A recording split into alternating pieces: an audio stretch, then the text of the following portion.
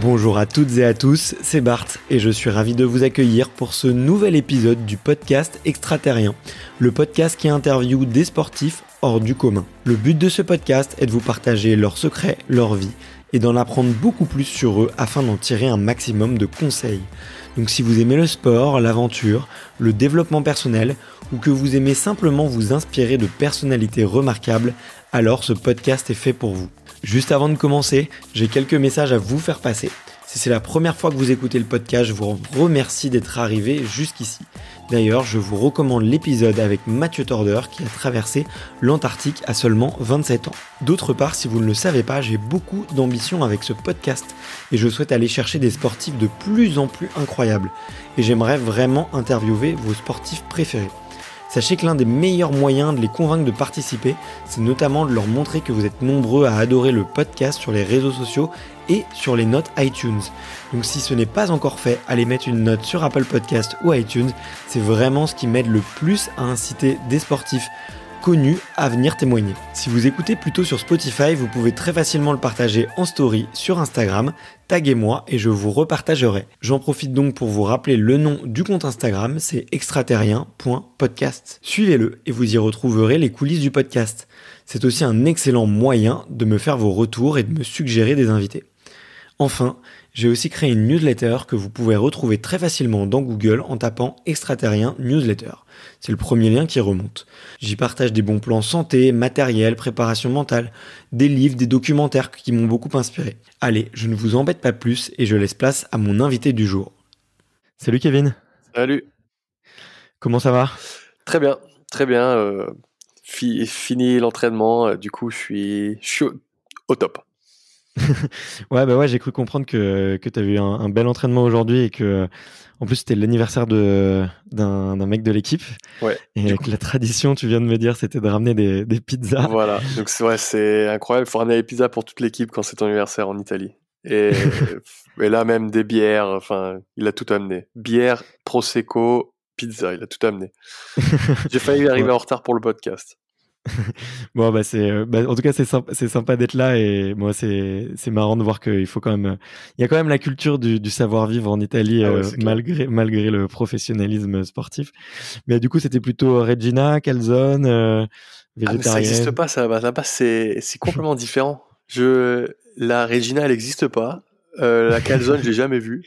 Enfin, en tout cas, à Rome, en tout cas. C'est des pizzas un peu différentes, mais c'est marguerite, de la saucisse et du saucisson piquant. Mais c'est très simple, c'est très très simple. Un peu de légumes dessus. Mais ouais, c'est bizarre, mais les pizzas en France, elles n'existent pas ici.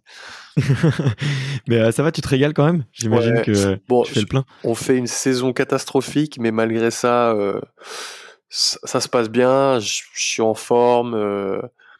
La vie n'est pas trop mal ici quand même. Bon, là, on est reparti un peu en petit lockdown, en petit confinement. On est en zone rouge en fait. Ça veut dire qu'on peut plus vraiment sortir juste pour travailler ou pour aller au supermarché.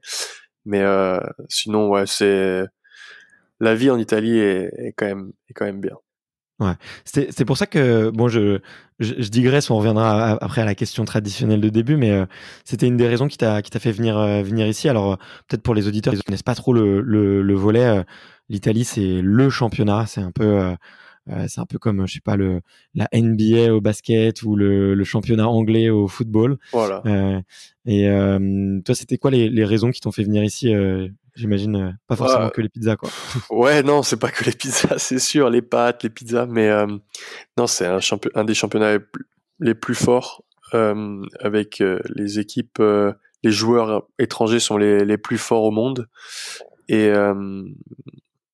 surtout aussi, moi j'ai vécu en Italie quand j'étais petit, parce que mon père jouait en Italie, il a joué quelques années en Italie, et ma première année professionnelle était en Italie. Je suis parti directement à Ravenne. Et là, c'est la première fois que j'y retourne. Non, je suis retourné après à Modène pour faire une fin de saison. Ouais. Mais bon, c'est un championnat qui est très très, qui a un très haut niveau et qui est les plus attrayants niveau financièrement, niveau du jeu et des fans. Enfin, c'est là où un joueur de volley a envie de jouer, quoi. Ouais. Ouais, bah, j'imagine un peu quand j'entends tout ce que tu me dis que effectivement c'est pour un volleyeur, c'est un peu le Graal, quoi. C'est C'est le Graal. l'endroit où tu as envie d'aller, Après, quoi. cette année avec le Covid, c'était un peu avec personne dans les salles, ça a rien à voir, hein. Ça a rien à voir. Ouais. Mais bon. Ouais. Ça fait ouais, vous avez commencé la saison, je crois, du coup complètement à huis clos, quoi. Comme Alors, beaucoup d'autres sports, en fait. au début, huis clos. Après, il y a eu quelques matchs, il y a eu des spectateurs, Ouais. mais pas beaucoup. Genre, il y avait 200 max, quelque chose comme ça. Et après, on est reparti sur du huis clos, et depuis, on est au huis clos depuis le début. Enfin, depuis longtemps, quoi. Donc, on n'a pas vu beaucoup de spectateurs, et en tant que sportif, c'est dur. Ouais, bah, j'imagine. C'est pour ça que qu'on vit, quoi. C'est pour Ouais. transmettre des émotions Ouais. et Parce que les frissons, l'adrénaline et tout, c'est pas comme avant, ça, c'est sûr. ouais. Ils vous mettent un peu des bruitages ou des trucs où vous avez vraiment rien du tout, quoi. Non, on a juste un speaker qui essaie de mettre un peu l'ambiance, mais non, on n'est Mais ça pas, passe c'est pas vite. comme les championnats comme au basket ou en NBA et tout, où il y a des écrans géants avec des fans. Il y a eu quelques clubs où ils avaient un écran avec des fans en ligne. Ouais. J'ai vu ça en Pologne aussi, parce que la Pologne, c'est un des championnats très, très, très bon aussi, avec énormément de fans. C'est leur sport numéro un. Et j'ai Ouais. vu la Coupe de Pologne récemment, ce week-end. Il y avait des écrans géants avec les fans, les supporters. Je pense que c'était d'autres matchs, mais pour mettre un peu d'ambiance. Ok, d'accord. Ouais, mais effectivement, ça doit faire tout drôle, franchement, et c'est pas évident, tu vois. J'aimerais presque être dans le stade, tu vois, avec vous pour voir un peu à quel point ça peut être Je pense que étrange. le pire, ça va être le foot. Enfin, même au Ouais. basket, enfin, ouais, pas dans tous les sports, dès qu'il y a une salle pleine, mais je pense voir un stade vide, ça doit faire bizarre. Ouais, c'est clair. Mais plus ça résonne et tout. Enfin, Ouais. c'est clair que ça doit être étrange. Mais bon, en tout cas, on a mis des petites miettes de plein de sujets que j'avais envie d'un peu aborder avec toi pendant cet échange. Mais faut pas que je déroge pour les auditeurs à la question traditionnelle pour commencer. Et cette question, c'est de savoir quel est ton premier souvenir. Tu vois, j'articule mal, ça m'a déstabilisé. Du coup, quel est ton premier souvenir de sport? Je dirais être martyrisé par mon grand frère au basket. Mais sinon, alors je dirais du sport, c'est d'être dans les salles de volley tous les week-ends euh, avec mon père qui jouait. Enfin, Ouais. on est, on allait aux entraînements même pendant la semaine, des fois, on jouait à la balle avec mon frère. Pendant les matchs, des fois je regardais même pas le match, je regardais même pas le match parce qu'on y allait tout le temps, et on jouait derrière les tribunes. Donc c'est un peu les premiers souvenirs de sport. Et c'était qui? Vous étiez avec ta maman qui vous accompagnait, qui Alors ma vous maman faisait. était, si ouais, on allait avec ma mère, et elle regardait le match, elle était fan numéro un parce que ma mère est très fan. Ouais. Euh, et puis quand c'était les matchs de mon père, donc elle crie, elle adore crier pendant les matchs. Euh, et puis nous, soit on regardait, soit on allait derrière les tribunes, et on jouait, elle nous laissait jouer derrière tranquillement. Ok, d'accord. Ouais, donc et ça c'était, j'imagine, tout bébé, quoi. Déjà. Bah, depuis que je suis né, je suis dans les salles. Enfin, j'ai des histoires où en Italie, enfin moi je me rappelle pas parce que j'étais bébé, mais c'est ma mère qui me disait que il y avait tellement de fans que les gens étaient un peu sur moi quand j'étais bébé, et ma mère limite les frappait, quoi, pour les pousser, parce que les fans sont fous des fois au volley en Italie. Ouais.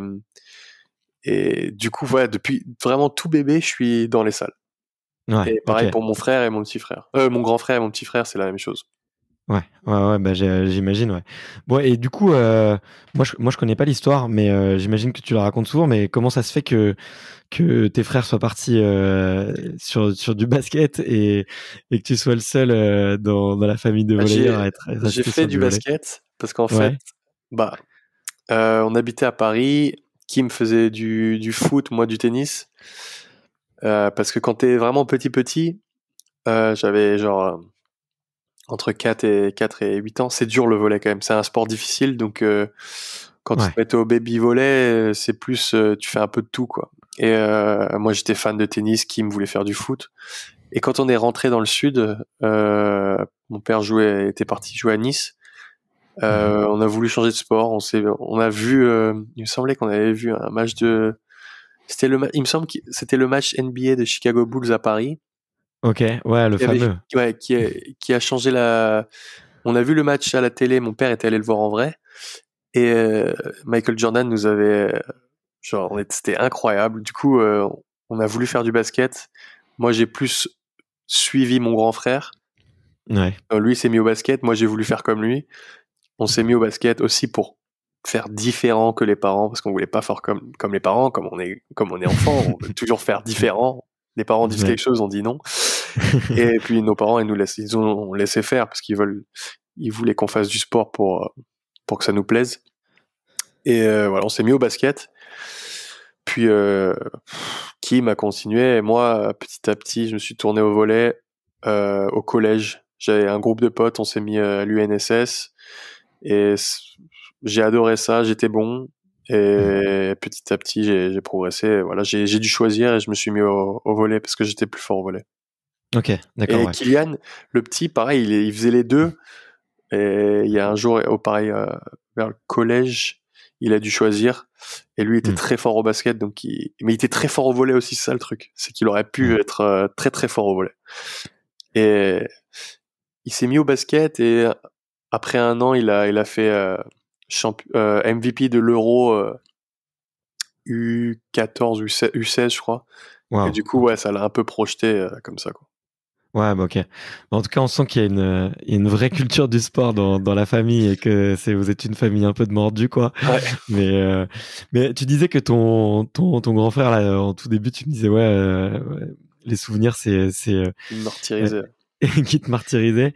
C'est quoi, t'avais quelle relation avec lui à l'époque? C'était vraiment deux enfants qui chahutaient tout le temps ou Ouais, deux grands frères, un peu. En fait, lui est beaucoup plus costaud que moi. Lui fait 2m10 et moi je fais 2 mètres. Tu te dis c'est pas beaucoup, mais en vrai c'est beaucoup. Et il était beaucoup plus costaud aussi. Et moi je pleurais tout le temps. Mes parents me disaient toujours que je pleurais tout le temps. Donc on jouait ensemble, mais ça finissait toujours par moi qui pleurait. Donc voilà. Bon, c'était pas vraiment du jeu, mais voilà. Mais ouais, c'est normal la bagarre entre frères, mais c'est normal. Mais ouais, non, mais après on jouait toujours ensemble. Puis c'est toujours la faute du petit frère. C'est toujours celui qui l'a cherché, non? Bah là, non. Parce que lui, il est censé faire attention. Je suis plus petit. Mais il y allait quand même fort. Ouais. Enfin, lui, il me disait qu'il y allait pas fort. Donc voilà, on sait pas. On saura jamais. Et vous étiez déjà hyper grands tous les deux quand vous étiez jeunes. Moi, oui, moi non. Moi pas du tout. Vrai. Moi j'étais dans mon équipe de basket quand j'étais quoi, en 4e, 5e, 4e. T'as quoi, 12 ans. J'étais le plus petit de mon équipe. J'étais meneur. J'ai une photo d'équipe, de mon équipe de basket. Je suis le plus petit. J'arrive pas à le croire. Et puis d'un coup, j'ai grandi d'un coup. Après, je suis arrivé en seconde. Je faisais 1m70. Et je suis arrivé en terminale. Je faisais 1m95 déjà. 80, un peu plus peut-être.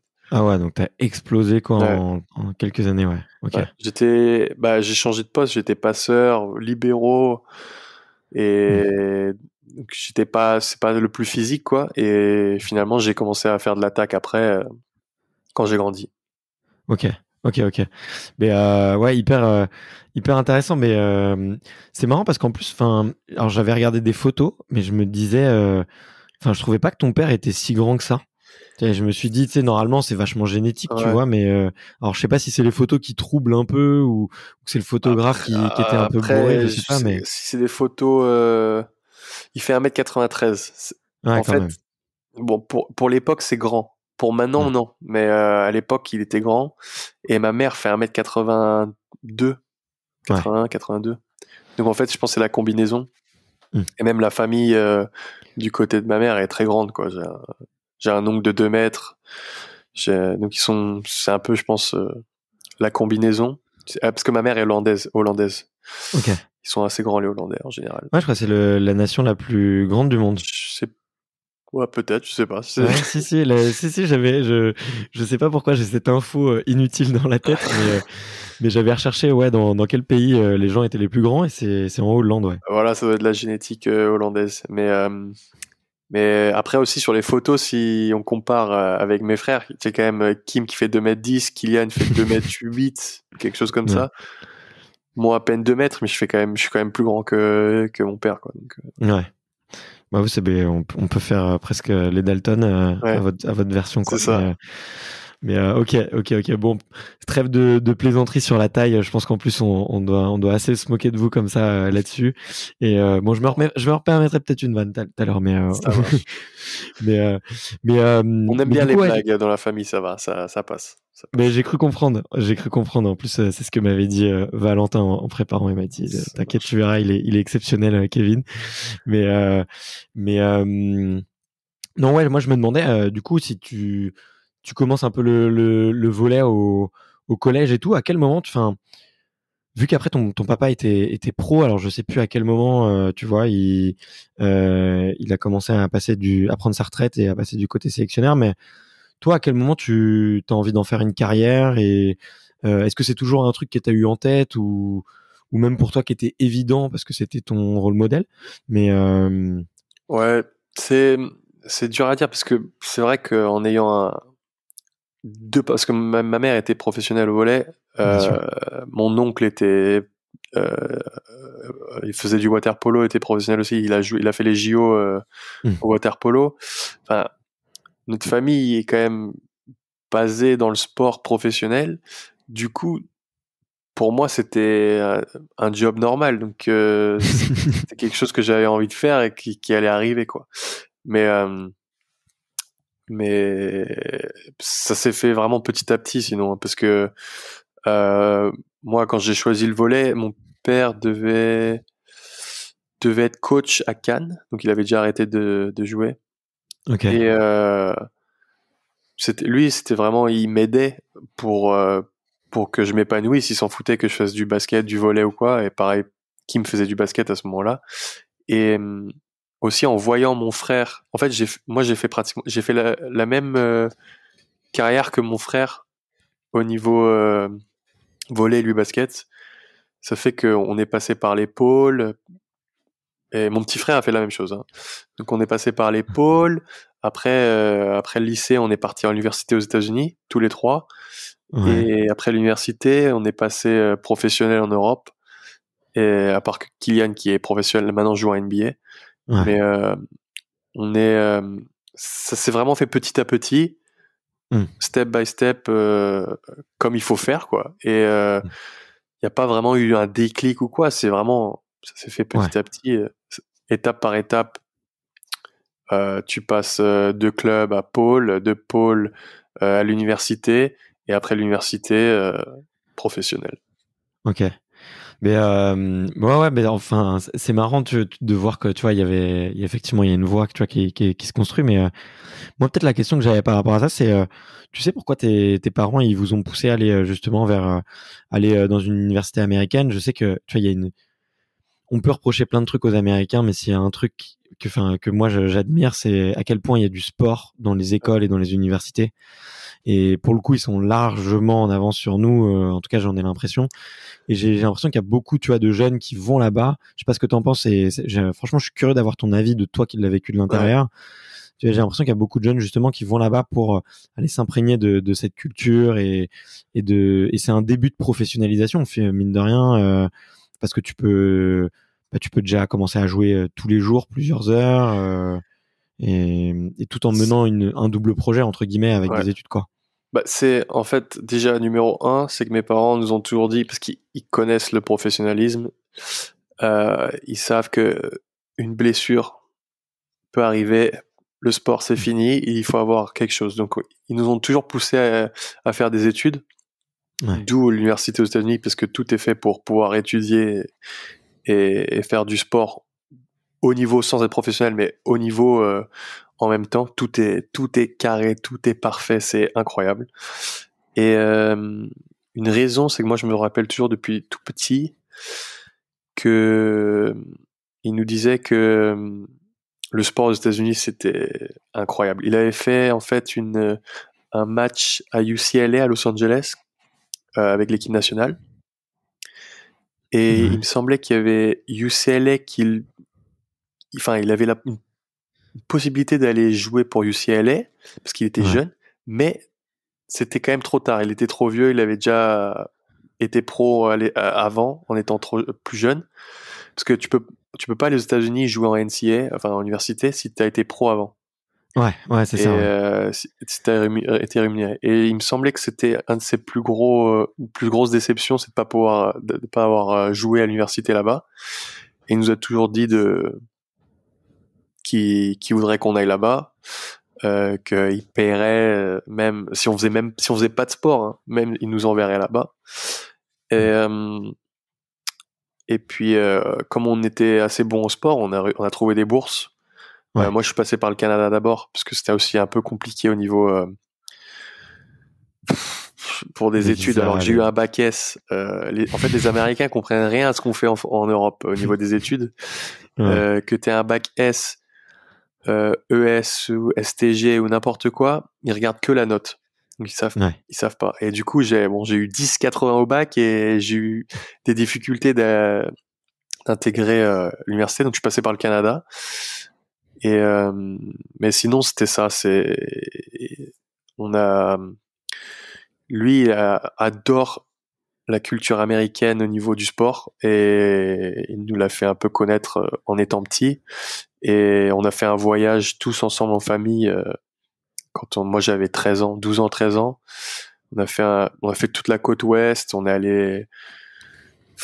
visité les États-Unis et pour nous c'était incroyable. Et puis la NBA, tout ça, enfin nous on adorait ça. Du coup mon grand frère a commencé par aller là-bas à Utah, il est allé à l'université de Utah pour le basket. Et moi pendant 2-3 ans qu'il était là-bas, j'étais encore au lycée et en allant le voir, j'ai adoré la vie, j'ai adoré l'expérience qu'il avait, donc j'ai voulu faire la même chose pour le volley. Et puis Kylian a fait la même chose après, quoi. Ok. Et en tout cas, c'est trop cool. Enfin, ça donne vraiment envie, tel que tu le dis et tout. Mais avec le recul, il y a des trucs tu vois, de la culture américaine que t'as gardé ou tu vois, où il y a je sais pas, des moments un peu qui t'ont marqué et qui t'ont marqué à jamais, ou tu as des leçons de vie un peu que t'as eu là-bas. C'est surtout au niveau du sport, c'est vraiment l'équipe. Eux, ils voulaient toujours qu'on soit une famille. C'est une fraternité. C'est un peu comme une fraternité en fait. C'est chacun joue pour l'autre. C'est des choses comme ça que on ne connaît pas forcément en Europe ou en France. C'est la vie de groupe, la vie de travailler dur et tout ça. Je trouve qu'en Europe et en France, ça n'existe pas. Enfin, c'est beaucoup, ça manque. Et puis après, ce qui est incroyable, c'est les établissements là-bas. Pour le sport, c'est que des salles gigantesques, des salles de muscu gigantesques. Tout est fait pour réussir, en fait. Donc c'est plus simple de réussir là-bas. Ouais. Puis ça te donne, clairement, ça donne des ailes, quoi. Tu vois, tu vois toutes ces infrastructures et tout, et ça met des étoiles dans les yeux, j'imagine, à n'importe quel sportif, quoi. Et moi, je pense qu'il y a beaucoup plus de joueurs, en tout cas en volley, il y a beaucoup plus de joueurs qui devraient aller là-bas, je pense. Mais après, c'est pas facile parce que au volley, il y a beaucoup moins de bourses que dans les autres sports parce que à l'université, il y a équité homme-femme pour le nombre de bourses. Et comme en homme, on a les équipes de NFL, de football américain, de baseball, tout ça, il y a beaucoup plus de bourses qui prennent la place. Et du coup, le volley a beaucoup moins de bourses. Comparé au féminin, par contre, l'équipe féminine a beaucoup de bourses d'études pour une équipe de volley. Donc les filles peuvent y aller plus facilement que les garçons. Parce qu'après, ça coûte cher. Hein. Sans bourse, c'est impossible. Ou alors tu prends aux États-Unis, ils se mettent en dette, les étudiants, beaucoup. Mais pour un étranger, c'est compliqué.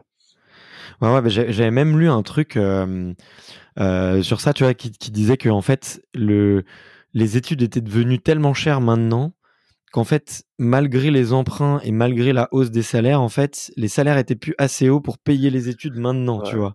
Mais c'est Donc incroyable. c'est ouf, c'est Il vraiment y a dingue. beaucoup il y a beaucoup de gens qui vont plus aux universités parce il y a trop de dettes. Ouais, ouais. Puis bon, le crédit étudiant, ça existe hein, en France. Hein. Moi, j'en ai bien profité, Ouais. mais c'est pas les mêmes montants. C'est Non, clairement non, pas les non. mêmes montants. Là-bas, Mais ça va jusqu'à $50 000 à l'année, 100 000, jusqu'à $100 000 à l'année. Enfin, c'est incroyable. ouais, Moi, ma ouais. bourse était de euh, $47 000 par an. Waouh. Ouais. Donc, en tant que C'est quand un beau t'arrives, cadeau. ouais, enfin, c'est incroyable. Ouais.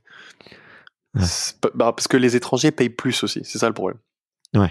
Quand quand tu vis hors région, donc si tu vas en Californie mais que tu n'habites pas en Californie, ça coûte plus cher. Si tu habites en Europe, ça coûte plus cher. Si t'habites même je crois qu'en Asie, ça coûte plus cher. Enfin, c'est des trucs comme Ouais, ça. le mécanisme est un peu compliqué et tout, Ouais. mais en tout cas, c'est vachement inspirant dans ce que tu dis, parce que tu vois, bon, on en discutait un petit peu hors ligne. Moi, je suis papa et tout, et c'est vrai que j'aime bien m'ouvrir les chakras sur l'éducation que je peux donner à mes enfants, tu vois, et me dire tout ce qui est possible, quoi. Et s'ils ont envie d'aller aux États-Unis, en fait, il y a des solutions. Ça peut être à travers le sport, ça peut être. Il y a toujours des solutions, en Le fait. sport, c'est une bonne solution parce que Ouais, ouais, c'est c'est clair. c'est fun. T'as de suite des amis, donc c'est facile. Et Ouais. puis après, voilà, si t'arrives après, tu peux avoir des bourses pas complètes, donc tu peux avoir des bourses à 50%, 60%, donc ça aide déjà, tu vois. Donc Ouais. c'est pas mal aussi. Ouais, c'est cool. Et il y avait un gros niveau en volley, du coup, dans ton université, dans le championnat que tu faisais? Bah alors par rapport au championnat professionnel, non, mais quand t'es jeune, ça te permet de jouer. Par exemple, Hmm. moi j'ai eu beaucoup de joueurs de ma génération qui étaient meilleurs que moi, mais qui se sont retrouvés sur le banc dans des clubs pro pendant des années. Alors que moi, j'ai pu progresser en jouant pendant 4 ans, euh, physiquement progresser physiquement et prendre du jeu. Et puis, il y a des coachs qui sont quand même pas mal. Parce que moi j'avais le coach qui est maintenant, il est coach de l'équipe nationale américaine. Et je l'ai eu une année à UC Irvine aux États-Unis. Et il aide beaucoup. Il y a beaucoup de choses à apprendre. Donc, tu apprends des choses différentes. Et puis voilà, enfin pour moi tu progresses en jouant, donc Ouais. ça m'a beaucoup aidé à progresser plus vite que les autres. Ouais, bah, mais c'est vachement intéressant ce que tu dis, ouais. Est-ce que ça vaut la peine finalement d'intégrer un club pro pour finalement te retrouver sur le banc pendant 2, 3 ans, 4 ans, voire plus, ou est-ce que être dans une autre culture, bah déjà t'apprends par la culture, t'apprends avec des nouvelles méthodes, et Ouais, en plus tu joues. Puis j'imagine que tu as dû devenir un peu le capitaine et le référent de ouais, cette voilà. équipe, tu vois, à la fin. Donc tu prends Ouais. aussi en responsabilité, en leadership, quoi.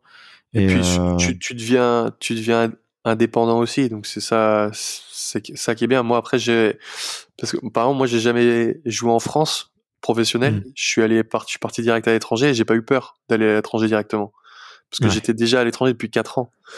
Donc Hmm. c'est quelque chose qui m'a aidé beaucoup. T'as hésité à rester là-bas? Pour le confort, pour la Il y vie, a pas peut-être pour les extras? au volley, il n'y a pas de championnat professionnel. Ok. Ouais, donc la Donc question se posait j'étais même pas, obligé. quoi. Tous les joueurs après l'université, s'ils veulent continuer, il faut aller à l'étranger. Ok. Enfin, en Ouais, donc, Europe ou en Amérique du Sud, enfin en Asie. Il n'y a pas de championnat pro aux États-Unis au volley. ok. Et tu revois tes potes de l'époque? Ouais, il y en a. Bah, il y en a. Enfin, il y a quelques joueurs qui sont dans les championnats européens. Et sinon, ils sont et après, ils ont tous arrêté. Ou alors, ils font du beach, ou alors ils ont arrêté. Parce qu'il y a un Ok. championnat de beach volley aux États-Unis, mais Et- pas de salle. ok. Ah, mais c'est ok. Bah, tu viens de filer le bon plan quand même, hein. Ouais, Si vous faites du volley et que vous écoutez, faut partir aux penchez-vous sur les États-Unis. Parce États-Unis et que puis après moi, revenir en Europe. il y a même un Français qui était très bon au volley, Aaron Kubi, qui est parti aux États-Unis après moi, dans la même université. il a tellement adoré qu'il a arrêté le volley que maintenant il travaille là-bas.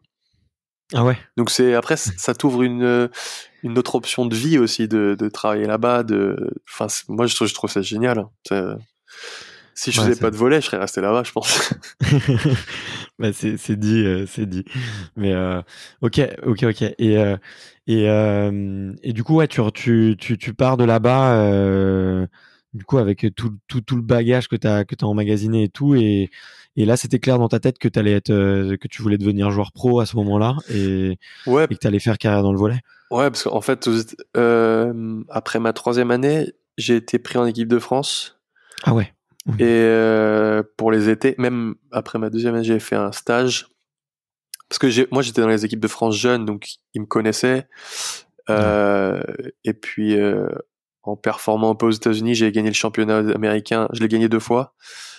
J'ai fait 2 ans au Canada, 2 ans aux États-Unis. Et les 2 ans aux États-Unis, je les ai gagnés.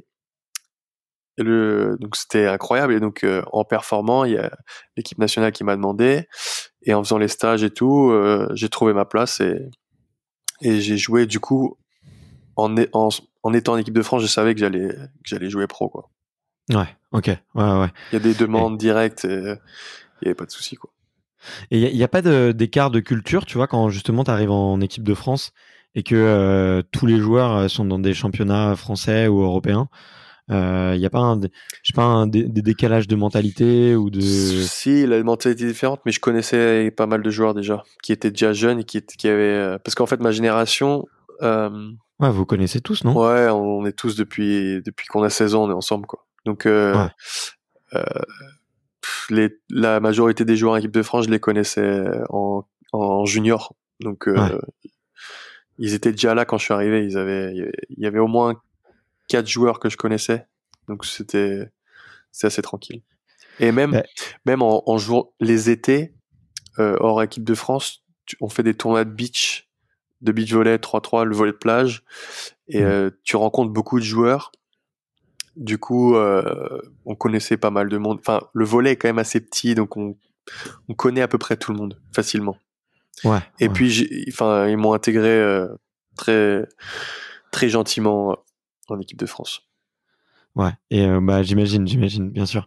Et ouais, une des questions d'ailleurs que je voulais te poser, c'est est-ce que tu penses justement que c'est un peu aussi le fruit de toutes ces années passées ensemble là qui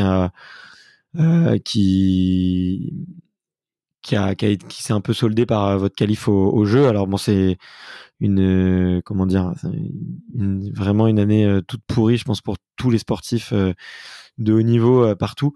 Mais c'est ouais, je voulais avoir un peu ton avis un peu, parce que vous avez vécu un peu des hauts, des bas, et là cette qualif elle faisait hyper plaisir à tout le monde. Comment est-ce que vous l'avez vécu, et aujourd'hui, enfin, comment est-ce que vous voyez un petit peu la suite là avec le report et tout ça? Ouais, le report a été dur parce que c'est un rêve, que tout sportif a, c'est d'aller aux Jeux Olympiques. Donc ça, c'était un peu dur, mais bon, on espère que ça va se faire cette année. Et non, sinon, c'est vrai que le fait qu'on se connaissait depuis tellement longtemps, depuis jeune, ça a aidé beaucoup avec les performances qu'on a eues les dernières années. Avec les titres qu'on a eus, les médailles qu'on a eues, je pense que ça a beaucoup joué parce que notre groupe, le noyau, on se connaît depuis vraiment tout jeune, et donc on n'a pas de problème de vie commune, on n'a pas de problème parce qu'au volley, les étés sont très très longs parce qu'on joue, on est 5 mois pratiquement ensemble, parce qu'on dans les hôtels à droite à gauche dans le monde, parce qu'on a à peu près 3 ou 4 compétitions par an. Il y a des préparations, il y a les compétitions qui sont longues, les voyages. Donc un groupe qui se plaît pas, ça pète, ça joue mal, c'est n'importe quoi. Et en fait, on a quand même un noyau assez solide, je dirais. C'est pour ça que je trouve qu'on a eu beaucoup de réussite ces dernières années. Et pareil pour le TQO, malgré qu'il y a ce noyau, on a rajouté quelques joueurs qui sont arrivés, qui ont fait leur taf et qui ont aidé à la victoire pour se qualifier, dont on s'attendait pas vraiment parce qu'on a eu beaucoup de blessés, beaucoup de joueurs qui étaient pas là. Et ces joueurs qui sont arrivés ont aidé, on les a bien accueillis et puis voilà, ça s'est fait quoi. Ça c'était cool. Vous y croyez pas vraiment? Tu disais quand on y croyait vraiment pas. Il y a eu tellement de merde avant le TQO. Ouais. On est parti un peu, et voilà, il y a rien à faire, faut tout lâcher. Et même moi, c'était catastrophique parce que j'étais pas sûr d'y arriver et je suis arrivé le soir d'avant, avant le premier match qui était à midi, parce que j'ai eu la naissance de Olivia, ma petite, et à Varsovie. Je m'étais pas entraîné depuis 10 jours. Je faisais que de la muscu. J'avais pas fait de volley. Je suis arrivé le soir même. D'ailleurs, j'ai pas très bien joué ce tournoi. Hein. C'est Yacine Louati qui même lui, qui n'a pas eu beaucoup d'expérience en équipe de France, qui est arrivé et qui a très bien joué. On a gagné comme ça. Donc, on a eu des joueurs qui sont arrivés, qui nous ont aidés. Et voilà, c'était top. Mais il y a eu tellement de merde que on s'attendait pas à gagner. Et puis c'est pour ça que cette victoire au TQ en journée, c'était incroyable. Ouais, bah sur les images, on vous voit, vous étiez complètement dingue. Moi, j'ai passé 5 jours. J'ai eu ma fille, je suis parti. Pression des qualifications de JO, on a gagné. C'était incroyable. J'ai jamais vu ça. Enfin, c'était fou. Ouais. C'était vraiment fou. C'est pas dur de redescendre un peu sur terre, justement, après tout ça, tu vois. T'es papa, tu pars au jeu. Enfin, vous gagnez votre qualif et tout. Vous vivez un moment, j'imagine, fort. En plus, en équipe, tu vois, tu vis des instants hyper forts parce que justement, tu fais un peu l'ascenseur émotionnel. Comment tu te sens une fois que tu redescends à la vie réelle après tout ça? Mais j'ai l'impression qu'on avait, je pense que tous, on était sur un nuage pendant au moins quelques semaines. Ouais. Parce que chacun rentre dans ses clubs respectifs et il y a des joueurs contre qui on vient de jouer, on a gagné la qualif au JO, qui eux ils ont perdu, vont pas aller au JO, qui sont dans nos clubs. Ouais. Eux sont en dépression, c'est catastrophique et toi t'es Dieu quoi, t'es fou, t'es tranquille. Et moi je suis retourné, malgré que tout le monde était tranquille pendant quelques semaines, moi je suis retourné rapidement sur terre avec la petite. Tu m'étonnes. Tu dors pas, tu dois faire, la vie change complètement quoi. Donc moi je suis en tout cas au niveau de vie normal, je suis retourné rapidement sur terre, mais au niveau volley, j'étais tranquille, serein. Ouais. Tranquille. J'ai fait le taf. Voilà. On était content. Mais j'aimerais un peu parler de paternité avec toi après, mais t'as quand même mentionné le fait que tu retrouves dans ton club des joueurs que t'as éliminés qui vont pas aller au jeu. Moi, je me mets à leur place. Alors, je suis peut-être un petit peu un rancunier ou j'ai peut-être trop l'esprit de compète, mais je serais plus ton pote, quoi. Honnêtement, tu vois, ça doit être pendant quelques jours, peut-être semaines, ça doit être. Bon, je l'ai jamais vécu. Bon, j'ai vécu peut-être des situations similaires, tu vois, sur professionnellement et tout, mais ça doit être difficile à gérer. Toi, comment tu fais pour le gérer, un truc comme ça? Alors moi c'était pas mon cas à Varsovie, mais il y a eu beaucoup de joueurs qui s'étaient arrivés. Mais d'ailleurs c'était quoi, en 2016 on avait gagné les JO, c'était pareil, on s'était qualifié, puis après on voyait des joueurs à droite à gauche qui s'étaient pas qualifiés. Ouais. Et après le truc c'est qu'au volley, les joueurs le savent, c'est comme ça, il y a pas de rancune. Après tu rentres au club et tes coéquipiers t'essaies de gagner le championnat. Mais je pense que c'est plus difficile personnellement pour eux parce que c'est un rêve, c'est vraiment pour aller au JO au volley en Europe, c'est très compliqué. Je pense que c'est un des trucs les plus durs à faire. Ouais. Tu peux rappeler rapidement aux auditeurs un peu tout le parcours et qu'est-ce qui fait que c'est si compliqué? En fait, ce qu'il y a, c'est au JO, il y a 12 équipes, donc normalement, si ça se fait au Brésil ou au Tokyo, il y a déjà une place en moins. Et dans les 10 meilleurs mondiaux, je pense qu'on est, on est 8 en Europe. Ouais. et il y a que la place pour 3 ou 4 en Europe. Donc c'est vraiment en fait, et cette année, il y a eu un tournoi de qualification en août, en 2019. Nous, on est tombé contre la Pologne dans le groupe, qui était championne du monde. Ouais. Donc on a perdu contre eux. Et aussi, dans notre groupe, on avait la Slovénie, qui, elle, n'est même pas dans le top 10, mais qui a fait vice-champion d'Europe en 2019 et vice-champion d'Europe en 2015. Donc qui fait des super gros tournois, et c'est juste parce que, en fait, mondialement, les équipes en Asie, comme elles gagnent leur championnat en Amérique du Sud, en Amérique du Nord, ils gagnent des classements, ils gagnent plus facilement, et ils sont plus haut dans le top mondial. Mais en Europe, en fait, ça veut rien dire. Le classement mondial ne veut rien dire, parce que c'est pas les. En fait, histoire de quotas et voilà.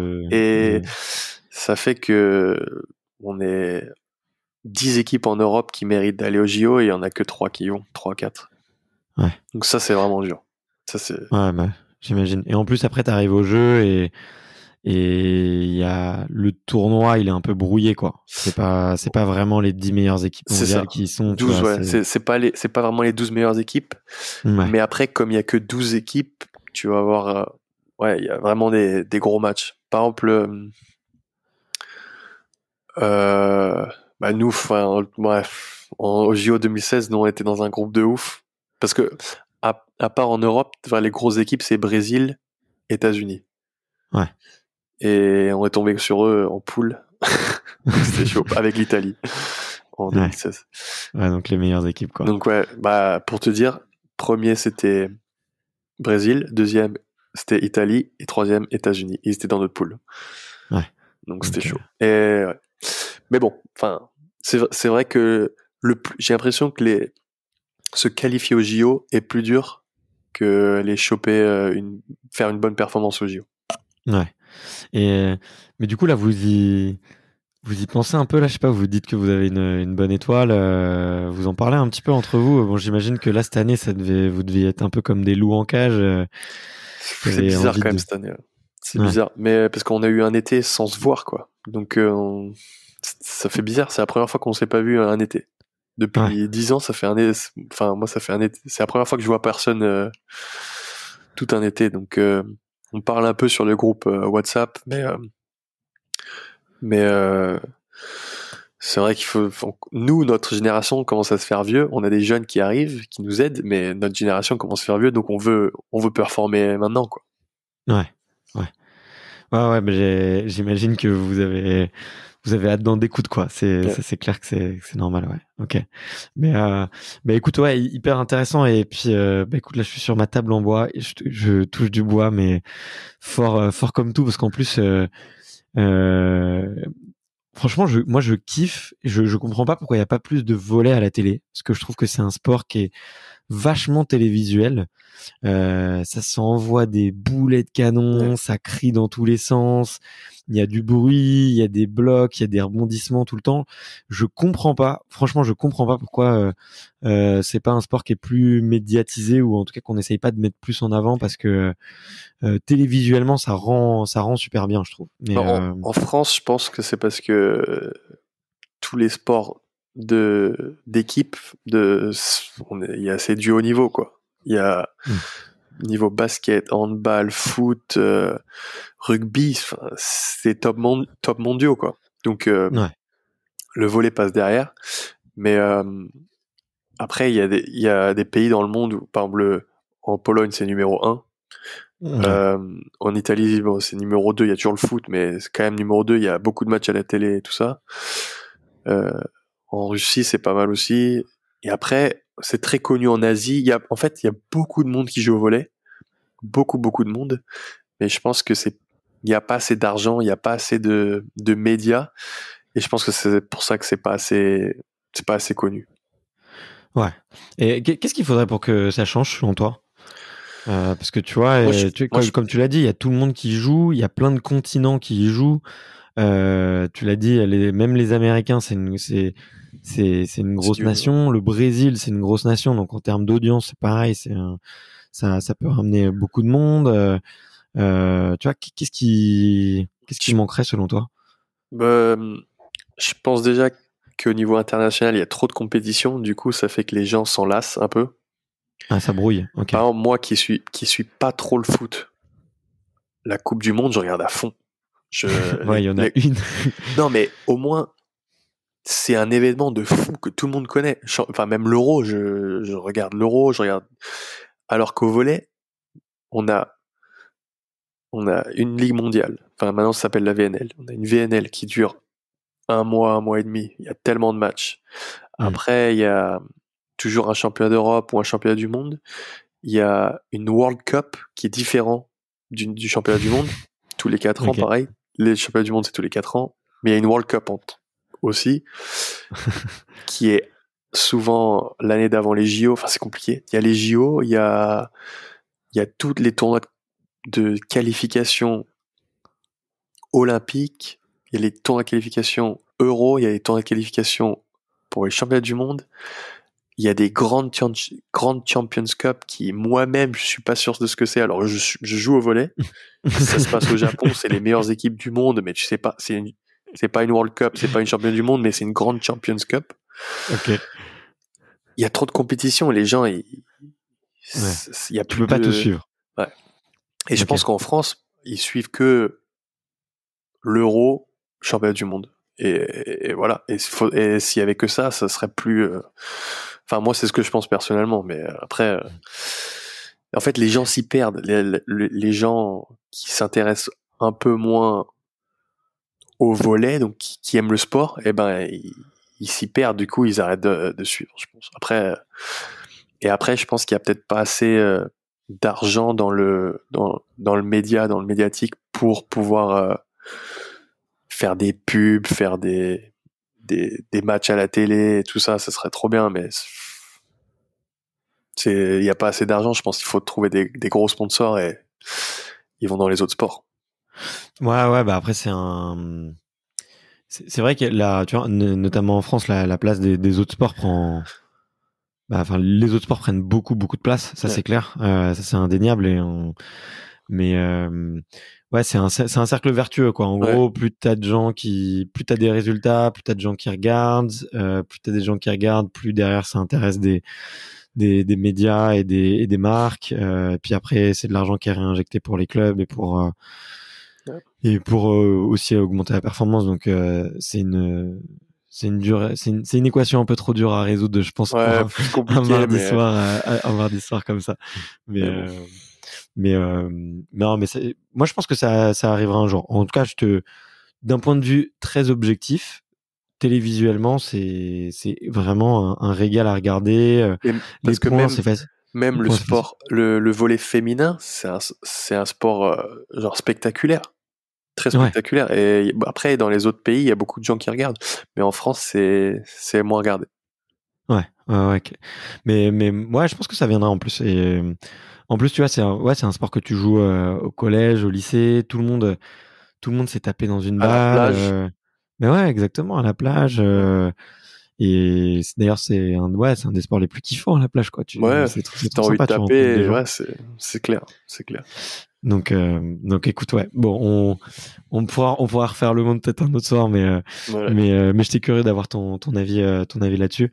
Et, et ouais, du coup, je change un petit peu de sujet, mais on a parlé un petit peu là, il y a quelques minutes de la paternité et on se disait ouais juste avant de commencer qu'on était papa depuis quasiment autant de temps, on va dire en ordre de grandeur.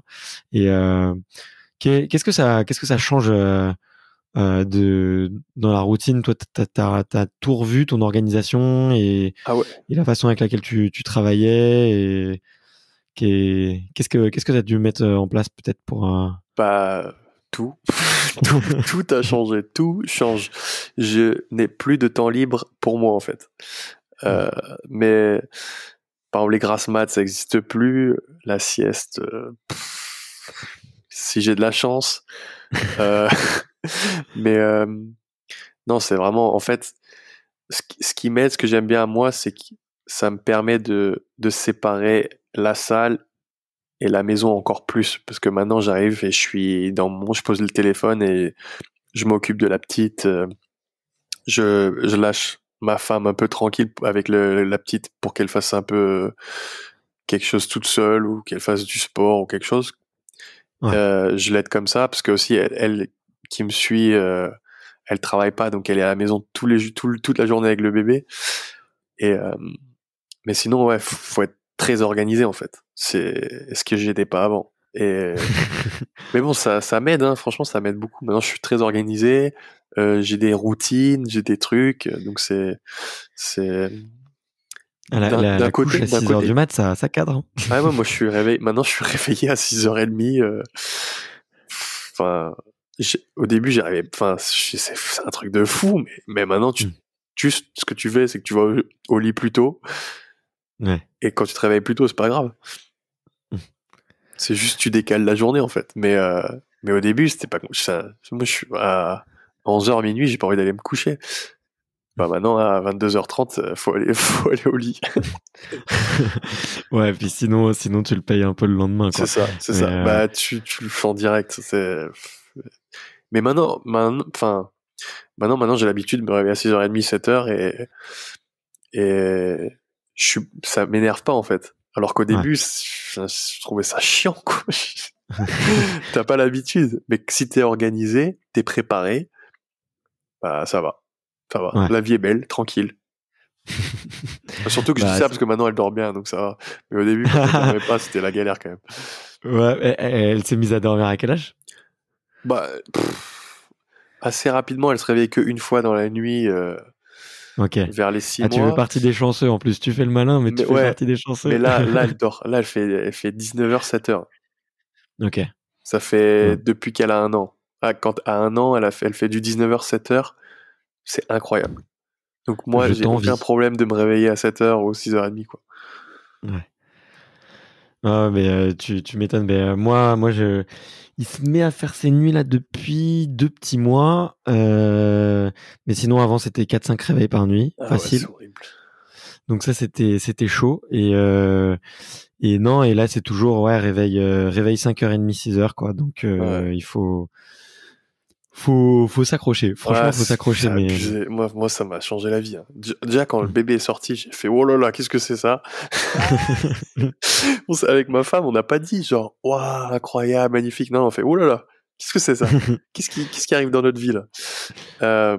Mais par contre, tu commences à l'aimer direct. Le bébé, c'est abusé, mais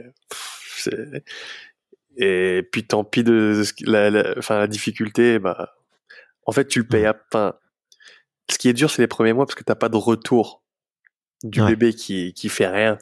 Mais après 4-5 mois, tu commences à avoir des sourires, des rires, il commence à marcher, c'est drôle, elle parle, elle fait des bruits. Et là, ça commence à être plus fun. Il y a plus de fun que de difficulté. Ouais. Donc faut passer ce cap en fait. Ouais, exactement. T'as toute une phase de transition au début qui est hyper compliquée parce que déjà d'une, t'apprends ta nouvelle vie. Ouais. De deux, t'as pas du tout tes routines d'automatisme. T'es pas efficace. Non, c'est une catastrophe. Tu sais pas l'habiller, tu sais pas changer la couche, tu sais rien faire. Ouais. Et en plus, effectivement, t'as pas trop de retour. Le corps de la femme qui change, qui se reconstruit. Donc, les hormones aussi, ça part un peu dans tous les sens. Enfin bref. Et du coup, il faut passer ce cap-là. Et c'est après que les choses se mettent à peu près en place. Le premier sourire, il fait du bien quand même. Ouais, c'est clair.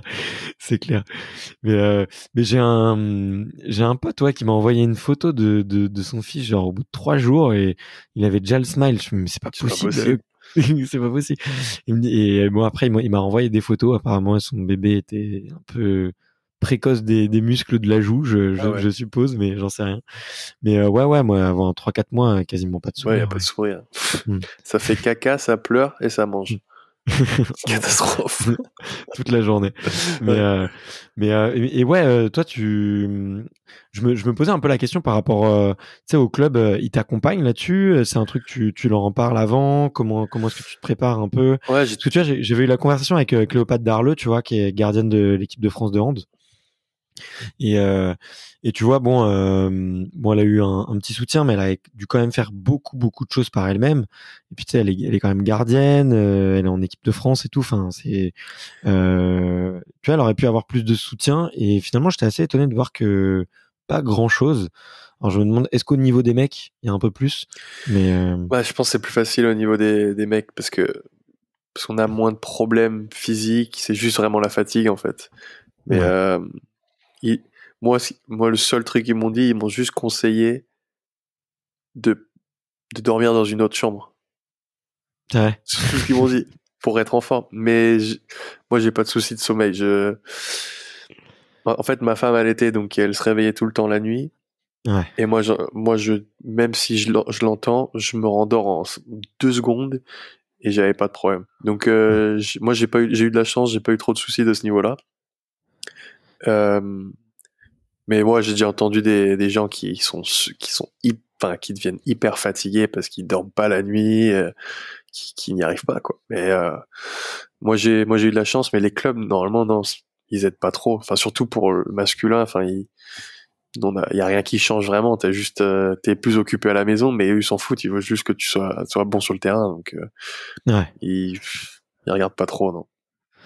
Ouais, mais tu vois, après, il pourrait, je sais pas, te filer un peu de soutien, tu sais, juste pour justement, effectivement, être mieux organisé, même, ne serait-ce qu'avoir une oreille attentive, quoi. Avoir quelqu'un à qui tu peux parler, dire raconter un peu tes merdes, Ah ouais, mais après, et. moi, j'ai mes coéquipiers pour ça. Donc, Il y en a d'autres, il y a d'autres papas dans l'équipe? ouais, il y a toujours des papas. Il y a toujours un ou deux papas dans l'équipe. Et, en équipe de France, il y en a. Il y a beaucoup de nouveaux papas en plus en équipe de France là. Mm. Et non, à Varsovie, quand j'ai eu le bébé, j'ai un Français avec moi. Donc je lui disais tout et c'était drôle quoi. Ouais. C'était un peu mon confident, Antoine Brizard. Donc on en parlait beaucoup, on rigolait. Et ça aide, ça aide. Quand t'as un Français dans une équipe à l'étranger, ça aide beaucoup. Ouais. Ouais. Ouais. Et, c'est, ouais, parce que tu crées moins de complicité, peut-être, avec un étranger ou un. Pas tout le temps, mais c'est juste que avoir le français, tu peux faire des petites blagues que tu peux pas forcément faire à un Ouais. étranger. Il y a des trucs français qui n'existent pas à l'étranger et qui comprennent pas, tu vois. Donc, Ouais, les petites et touches puis d'humour. parler français, ça fait quand même du bien. Ça fait quand même du bien. Ouais, qu'on se le dise. Ouais. Pour quelqu'un qui a fait 4 ans dans les pays anglo-saxons, si tu le Avec dis. une femme, je parle tous les jours anglais à la maison. Je parle, ça fait 10 ans que je parle anglais à la maison. Mais là, depuis la petite, bah, je parle français avec la petite tout le temps, donc maintenant je parle tout le temps français. Ok. Ah, D'ailleurs, tu heureusement, parles parce que français. sinon, là, je galérais à parler français, alors que maintenant, je parle tout le temps français avec la petite. C'est vrai, t'as galéré durant des interviews parce que tu parlais tout le temps Bah, anglais franchement, ou. franchement, là, tu demandes à mon petit frère qui est aux États-Unis depuis 5 ans, tu lui demandes de parler français, il galère. Tu sais, il va faire des fautes de merde, petites conneries, il va oublier des mots, il va les dire en anglais, tu vois. Ouais. Ok. C'est quand t'es immergé dans la langue, dans le pays avec que des étrangers, tu parles, enfin, comme lui, pareil, il a une copine américaine, Ouais. il parle jamais français. Donc t'as les automatismes dans la tête et après même si c'est ta langue maternelle, c'est dur enfin Ouais, tu peux tu le l'oublier. sens, tu fais mais t'as oublié tes mots quoi. Enfin, voilà. Ok, c'est marrant. Et t'as des news d'ailleurs, ouais, de ton petit frère Kylian. Donc il y a eu, c'est quoi la grosse news là? C'était quoi? C'est il y a même pas un mois, non? Quelques semaines là que. Quelques semaines, ouais, il y a eu 2 semaines, il a fait sa première rentrée Ouais, et il a mis un shoot à 3 points, donc il a mis ses premiers points NBA. Donc c'était cool parce qu'en fait il a eu une blessure à l'adducteur et sous le pied, donc il a vraiment pas eu de ouais, chance pour ses débuts. Et là, petit à petit, il revient, il essaye d'intégrer le groupe. Pendant la saison, c'est un ouais, peu dur parce qu'ils ont déjà leur automatisme et tout, leur rotation. bien Mais il fait sûr. ses petites rentrées quand il y a des points d'écart ou des trucs comme ça, quand il y a un blessé. Hmm. Et il a fait 3 rentrées pour le moment. Donc, cool. Il a joué hier soir, 3 minutes. Pas beaucoup, mais Ok. bon. Enfin, faut prendre ce qu'il y a, tu vois. Ouais, faut prendre ce qu'il y a et puis c'est quand même c'est quand même le rêve, quoi. Ouais, Tu vois, c'est cool. Bah, en NBA. moi qui ai rêvé de la NBA toute mon enfance, bah, maintenant, regarder un match NBA et le voir rentrer, c'est quand même fou, quoi. Ouais, c'est Tu vois, clair. je me dire qu'il joue contre des mecs comme Russell Westbrook et tout ça, enfin, je trouve ça fou, quoi. Ouais, Après, c'est parce que moi, clair. j'ai toujours regardé mon grand frère jouer pro, qui joue dans les clubs en Europe, en Euroleague et tout, c'était déjà incroyable. Tu vois, il a fait le Final Four Euroleague, il a joué Hmm. avec l'équipe de France, il a fait les JO. Enfin, moi, je le suis. Maintenant, il joue au Japon, je regarde ses matchs aussi. Et, par contre, la NBA, c'est un truc de ouf, quoi. Ouais, c'est C'est clair. abusé. Enfin, moi, je trouve ça, c'est fou, c'est cool pour lui. J'espère qu'il réussira, mais bon, Ouais. c'est déjà incroyable. Ouais, c'est déjà une grosse marche Ouais, d'avoir réussi à fouler les parquets de la ouais. NBA. C'est trop cool. Mais ouais, vous avez l'air, tu vois, avec tes frères, vous avez l'air hyper soudés, de vous soutenir, vous vous suivez les uns les autres. Vous parlez encore de sport quand vous faites une bouffe à Noël ou vous faites une pause à un moment Ouais, mais le pire, c'est que j'ai mon père en tant que coach, donc bah ouais, c'est sûr que ça mais- parle de sport. En fait, ça s'embrouille beaucoup à la table si on parle volley, donc on essaye de pas parler volley. On peut ok, parler d'autres trucs, d'autres choses. Parce que pour mes frères, s'ils s'embrouillent avec mon père au niveau du basket, ils s'en foutent, eux. Mais moi, moi, c'est la merde. Du coup, ouais, j'évite de parler volley à table niveau famille. on parle pas stratégie de défense quoi. Non, non, on parle basket, on parle autre chose. Maintenant, on parle enfant, donc c'est cool. Ouais, ouais, bah ça doit... Parce que mon grand frère a eu 2 gosses. Et ils ouais, ont 4 et 2 ans. Peut-être un peu plus maintenant. Mais 5 et 3 bientôt. Et du coup, enfin, il y a eu des gosses partout et tout. Donc ouais, ça parle beaucoup enfant. Donc c'est un peu plus cool. Ça va. ouais. Mais ça parle Ça se toujours de pose. sport. Ça parle. Ça parle. Ouais, ok. Ouais, j'imagine. Et ouais, non, c'est pas trop compliqué d'avoir son. Là, t'es à combien de sélections? 230 en équipe de France, quelque chose comme ça? 220? Ça doit être par là, ouais. Ça doit être par là. Ah, il y a beaucoup de matchs au Bon, volley, hein. bah ouais, on les compte plus. Et c'est un Il truc. y a des joueurs, ouais, il y a un joueur qui a 300 en équipe de France, là. On a Ouais, vraiment beaucoup de matchs au volley, hein. ouais, bah je vois ça là. Mais, Bah, mais ouais, du coup, comment tu gères au bout de 220 matchs, avoir ton papa sur le dos? Moi, déjà, surtout que j'ai quand dû. il m'appelle pour me gronder, mon père, j'en ai déjà marre, j'ai envie de raccrocher au bout de deux Ah ouais. minutes. Alors, je me dis pour toi, mais qu'est-ce que ça doit être, quoi? Ouais, j'ai mes coéquipiers Non, pour m'aider quand même. Ils sont avec moi, tu vois. Ils m'aident. Parce que il y a eu Genia Grevenikov qui a eu son père en tant que coach en club, et Hmm. Erving qui a eu son père en coach aussi en club. Donc ils m'aident un peu, ils savent que c'est un peu la merde, que c'est pas facile, hein. Mais bon, maintenant on est habitué quand même, ça va. Ouais, J'ai l'habitude. ouais, Mais j'essaie vraiment de faire la différence quand je suis en équipe de France. J'essaie vraiment quand je suis en stage, de me mettre que, voilà, c'est plus mon père, c'est mon coach. ouais. Bon, Mais bah, après, c'est pas si facile que ça, parce que je fais toujours des petites blagues à mon père, lui, il s'énerve, des trucs que je fais que ça l'énerve, tu vois, c'est sûr. Mais, j'essaye de faire la différence. ouais, Quand je suis en stage, c'est mon coach, et après, quand on est en jour de repos, en vacances, bah, c'est mon père. ouais. Mais tu vois, ça, un peu cette séparation entre les deux, j'ai l'impression que c'est souvent plus facile pour, euh, pour l'athlète ou pour l'enfant que pour le parent coach, tu vois. Ouais, J'ai l'impression que c'est ouais, beaucoup plus simple parce que le parent, en fait, il a ce rôle-là, en fait, depuis le début, tu vois, ouais, plus ou moins. Et les rôles, ils sont un peu mélangés. Tu vois, euh, c'est toujours implicitement, un parent, c'est toujours un peu un coach, tu vois. C'est un coach de vie, entre guillemets, ouais. tu vois. Mais du coup, j'ai l'impression que c'est beaucoup plus facile à faire pour l'athlète et l'enfant plutôt que le parent. Je sais pas ce que tu en penses, mais Bah, en tout cas, je sais que c'est dur pour lui aussi. Je sais que c'est pas facile. Ça, c'est sûr. Je sais que c'est pas facile pour lui, mais bon, j'ai eu de la chance d'avoir été sélectionné en équipe de France avant qu'il arrive. ouais. Donc, et puis enfin, j'avais bien performé à ce moment-là. Du coup, quand il est arrivé, bah, il m'a sélectionné quand même. Puis après, Ouais, il t'aurait pas pris sinon. ouais, je pense qu'il aurait eu du mal à me prendre. Ça, c'est sûr. Ouais. Ouais.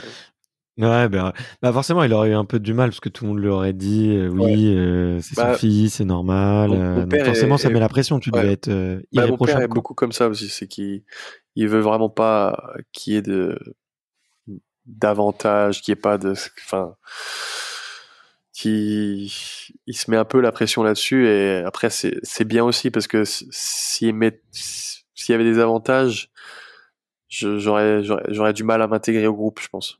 Ouais.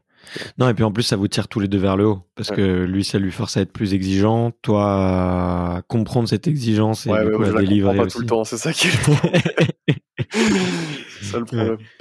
Mais ça te donne des idées, toi, plus tard, d'entraîner. Ça te donne envie ou pour l'instant, c'est encore vachement loin et Bah, j'espère que c'est loin. ouais. J'ai 30 ans et j'ai ma meilleure forme depuis des années, donc je me sens vraiment pas prêt d'arrêter. Mais Ouais. ouais, maintenant je commence à y penser quand même, parce Mm. que maintenant que je suis un peu le vieux dans les équipes de club, je me vois beaucoup dire les choses sur le terrain.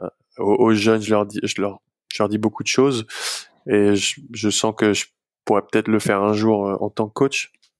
Mais bon, me voir coacher des équipes pro encore et tout, oh là là, je pense que ce serait la merde. Je préfère des jeunes qui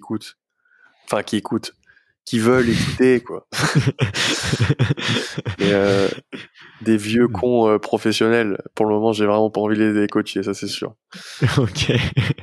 Ouais, faut dealer avec les égos, hein. C'est Ah ouais, pas, non. c'est pas la même chose. Mais bon, écoute, trop cool. Franchement, j'étais hyper content de pouvoir t'entendre un peu sur ces différents sujets. Là, j'arrive un petit peu aux questions de la fin. Là, si t'as envie de ressortir tes petites notes, c'est le moment. Ouais, ouais, faut voir. Mais c'est les questions un peu des auditeurs. Mais celle que je pose là, un peu là pour lancer la petite série, c'est de savoir c'est quoi une bonne journée pour toi? Ça ressemble à quoi? Ah bah, une bonne journée, c'est que ma fille a bien dormi, que moi j'ai pas de blessure, pas de douleur, Ouais. et qu'il y a un peu de soleil. Voilà. Ok. Mais d'ailleurs, on n'en a pas parlé, mais je voulais te poser la question, mais avec ce que vous envoyez, avec les smatchs et les réceptions et tout, euh, il est... comment tu récupères de ces blessures, quoi? Tu dois avoir beaucoup d'hématomes, de trucs. C- Comment? En fait, au volet, c'est beaucoup de blessures de répétition parce qu'on saute énormément et on tape Ouais. énormément. Du coup, c'est vraiment beaucoup de tendinites, D'usure, ouais. des déchirements, Mm, d'usure, quoi. Et mm. moi, j'ai eu 3 opérations, 2 sur enfin, genou droit, genou gauche pour les tendons et l'épaule gauche, luxation. Je suis tombé sur un mec, donc. Mais donc ouais, c'était quoi, 26 ans, j'avais 26 ans, 27 ans. Ça fait beaucoup quand même. Et Ouais. moi, j'ai eu la chance d'avoir trouvé un préparateur physique qui est vraiment dans la réathlétisation, qui m'a vraiment aidé après mes opérations à Antibes. Christophe Keller, enfin, lui m'a sauvé la vie. C'est la sauvé là, je me sens mieux que Avant? avant les Ok. blessures. Donc, il m'a aidé à connaître mon corps, à mettre en place des routines, à faire les bons exos. Et franchement, depuis, je suis au top. Donc, c'est vraiment ça qui m'aide. C'est plus la connaissance et aussi avoir mal fait avant peut-être et Ouais. qui m'a aidé à apprendre, quoi. J'ai fait des erreurs et depuis, maintenant ça va mieux, quoi. Ok. Ok, ok. Bon, bah, ça fait plaisir à entendre, en tout cas. Si en plus t'es dans ta meilleure forme, Ouais, c'est que des bonnes nouvelles. ouais. Bah Et ouais, enfin, c'est l'année où il faut, quoi. Touche du bois, touche du bois, mais ouais, c'est une bonne année. Ouais. ouais, bah, c'est sûr, ça va le faire. Euh, t'as une petite rituel ou des petits gris-gris pour faire un peu baisser la pression avant une compète? T'as des petits porte-bonheur, des petits trucs comme ça que t'embarques avec toi? Non, c'est plus la musique. On écoute la musique. Euh, enfin, en club, c'est plus perso, mais en équipe de France, c'est plus en groupe. Et je Hmm. trouve que il y a les coéquipiers aident beaucoup. On rigole, on parle, ça aide beaucoup. Enfin, on fait des petites blagues, on est enfin toujours ensemble. Et c'est ça pour moi en tout cas, ça aide à être plus tranquille. L'esprit de groupe, franchement, en équipe de France, en tout cas, c'est même en club. Enfin, tu fais toujours des petites rigolades et tout. En tout cas, moi. Et je trouve que ça aide beaucoup à être un peu plus calme, à être un peu moins stressé. Donc voilà. Ok, très Musique chouette. et rigolade.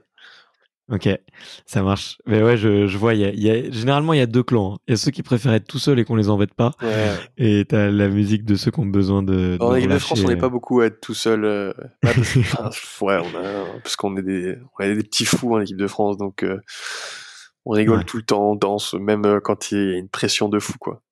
Ok, bon bah ça fait plaisir à entendre en tout cas, mais c'est cool. Et c'est quoi le meilleur souvenir de ta carrière que t'as? Je pense que c'est l'année 2015, l'été 2015 où on gagne la World League, qui est le premier titre international pour l'équipe de France, de l'histoire de l'équipe de France, sa première médaille d'or. Et après, on enchaîne sur championnat d'Europe et on gagne l'Euro. Pareil, c'est la première fois. Enfin, c'est la deuxième médaille d'or, mais c'était incroyable. C'était une année où on avait tout gagné, quoi. Survolé, ouais. On a survolé, on était, en plus, il y avait un esprit vraiment super. Tout le monde était vraiment au top. On rigolait, on a vraiment kiffé, quoi. On kiffé. Ok. Et vous avez fêté ça comment? T'as une petite anecdote une petite histoire marrante d'une connerie que vous avez fait, vu que vous êtes des gros blagueurs, là? Petite connerie, de cette année-là, il doit en avoir beaucoup, mais moi c'était quoi? Alors, World League, on a fini, on finit toujours par faire, quand on a gagné un titre, normalement, on finit par faire la fête à Paris. Parce qu'on rentre, on doit faire les médias, donc on fait la fête. Mais c'est souvent ce qui se passe à l'étranger qui est drôle, parce qu'on fait une fête et t'as sûrement pas, t'as pas le temps de faire la fête parce que tu dois partir le lendemain matin, tout est fermé, donc tu fais la fête dans l'hôtel et tu finis avec Genia dans la fontaine de l'hôtel. Enfin, c'est drôle, quoi. Et puis tout le monde, comme il y avait rien à faire, à l'Euro, on était en Bulgarie à Sofia, on gagne la finale. Il y avait, on faisait un jeu du dé. On aime bien faire le jeu du dé quand on peut pas aller en boîte ou un truc comme ça. C'est un jeu où tu as le dé, tu lui dis de faire quelque chose, une connerie, et s'il dit il accepte, tu lances le dé. Si ça tombe sur le numéro que tu as choisi, par exemple, moi j'ai le dé, je dis tu dois sauter dans la fontaine. Si ça tombe sur un 6, si je lance et que ça tombe sur un 6, il doit sauter dans la fontaine. Mais si ça tombe pas sur un 6, il prend le dé, c'est à lui de jouer avec quelqu'un d'autre. Et s'il veut pas, il doit boire son verre. Donc c'est une connerie comme ça, et ça finit toujours par on est arrivé à Paris avec, je pense, 4 ou 5 joueurs avec la boule à Z ou avec une crête. Mais on est arrivé dans les médias importants, tu vois, c'était notre premier titre européen, et on est arrivé, on ressemblait à n'importe qui, on ressemblait pas à des athlètes, c'était incroyable. C'est qui ces clowns? Voilà, c'était drôle, c'est des bêtises comme ça qu'on fait, qu'on aime bien faire. Non, mais ça se voit qu'il y a une super ambiance dans l'équipe, et je me souviens, de cet été où vous aviez tout raflé, et c'était une vraie première. Et j'étais super surpris d'ailleurs, moi, à l'époque. C'était un peu comme ça que j'ai découvert toute votre génération, et c'est à ce moment-là que je pense que j'ai commencé à regarder pas mal de volets, et en tout cas à vous suivre, et ouais, j'étais surpris, quoi. J'étais vraiment sur le cul, quoi, ils ont rien gagné avant et tout, alors que il y a eu des médailles d'argent, des médailles de bronze, mais jamais d'or. Ouais. Donc écoute, c'est cool. On espère la même pour les jeux, et essayer de retrouver des petites boules à Z et des petites crêtes, cool. Et des jumps dans la piscine, mais carrément. Est-ce qu'il y a un autre sport, peut-être hormis le basket et le volley, que t'aurais kiffé pratiquer au haut niveau? C'est clair que le basket, ça aurait été le sport. Sinon, J'aime bien le tennis. J'ai commencé par le tennis quand j'étais petit. Après, je pense que ce qui est dur au tennis, c'est d'être seul. C'est un sport individuel, ça c'est dur. Moi, j'aime bien l'esprit de groupe et donc c'est un sport qui me plaît, mais je pense qu'il aurait été plus difficile pour moi qui ai plus l'habitude de jouer en équipe, d'avoir des coéquipiers tout le temps. Les vestiaires, ça me fait rire. Donc voilà.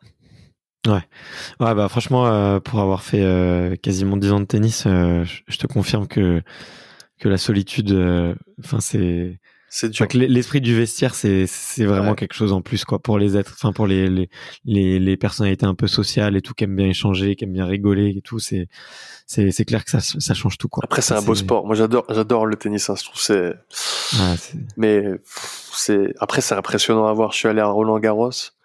Ouais. Pendant mes blessures, donc je pouvais pas jouer en équipe de France. Donc, j'ai eu la chance d'avoir des vacances pour aller à Roland-Garros.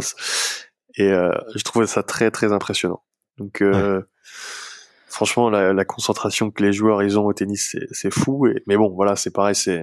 Moi, ça me manquerait un peu l'esprit de groupe. Ouais, tu partages moins de trucs. Ça, c'est clair. Tu le partages moins, et si tu le partages, c'est avec ton staff, tu vois, c'est pas avec d'autres athlètes, donc c'est sûr que c'est pas pareil. Tu peux pas dire c'est de la faute de l'autre là. C'est toi sur le terrain, donc tu peux pas dire que c'est la faute de ton coéquipier. Ouais, grave, tu peux gueuler sur personne.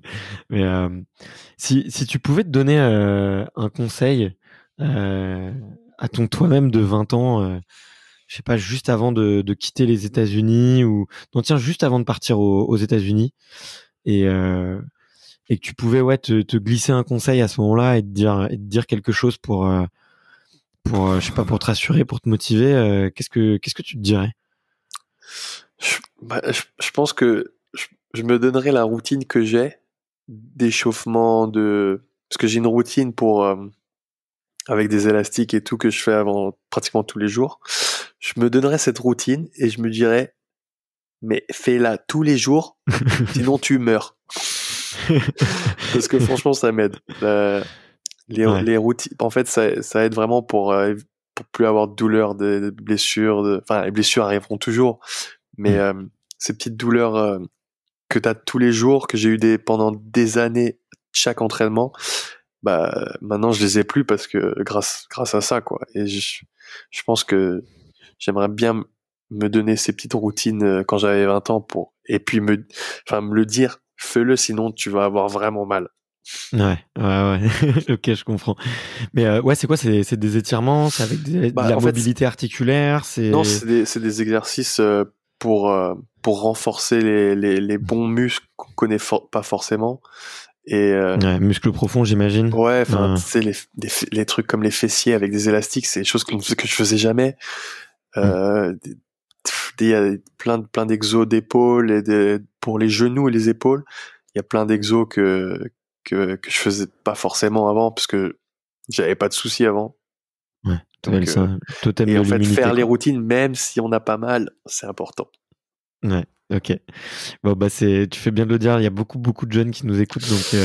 En fait, le problème aussi, c'est de les connaître. C'est que, moi, j'ai trouvé la bonne personne qui m'a aidé à faire les bons exos, et pour moi, parce que chaque personne, je pense, est différente et a besoin de routines personnelles. Donc, trouver la bonne personne pour faire les bonnes routines. Ok, bon en tout cas c'est le bon tips. Et est-ce que tu regardes beaucoup de films, ou tu lis un peu? Est-ce qu'il y a un film ou un livre? Film. Moi je suis vas-y, moi toute ma vie j'ai regardé des films. Hein? C'est quoi les bons films là que tu me recommandes là? J'ai regardé quoi, le Mauritanien, c'était pas mal. Le Mauritanien, ok. Ouais, c'est sorti il y a pas longtemps. Hein. Ouais, moi je regarde un peu tout, hein, mais après t'as les films. J'ai re-regardé Interstellar l'autre jour. Ouais. Ça fait réfléchir. Non, mais j'adore les films. Ok. Ma femme m'a acheté un rétroprojecteur cette année parce que j'ai une petite télé. Du coup, j'ai un rétroprojecteur pour regarder maintenant sur un mur blanc géant.